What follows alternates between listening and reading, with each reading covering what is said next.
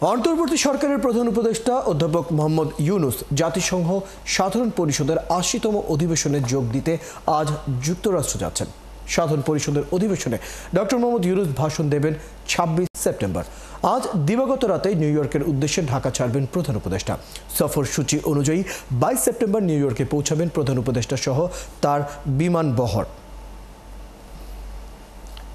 প্রধান উপদেষ্টার আমন্ত্রণে সফরের প্রধান উপদেষ্টার সঙ্গে থাকছেন বিএনপি মহাসচিব মির্জা ফখরুল ইসলাম আলমগীর, জামাতের ইসলামী নায়েবে আমির সৈয়দ আবদুল্লাহ মোহাম্মদ তাহের, জাতীয় নাগরিক পার্টির সদস্য সচিব আক্তার হোসেন এবং বিএনপির ভারপ্রাপ্ত চেয়ারম্যান তারেক রহমানের পররাষ্ট্র বিষয়ক উপদেষ্টা হুমায়ুন কবির।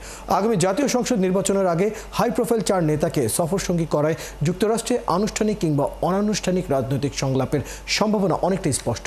এছাড়া আগামী ৩০ সেপ্টেম্বর জাতিসংঘের সাধারণ পরিষদের সভাপতির সভাপতিত্বে high level conference on the situation of Rohingya Muslims and other minority is Myanmar শীর্ষক এক উচ্চ পর্যায়ের সভায় অংশ নেবেন ডক্টর মোহাম্মদ ইউনূস। সফর শেষে ২ অক্টোবর দেশে ফেরার কথা রয়েছে প্রধান উপদেষ্টা।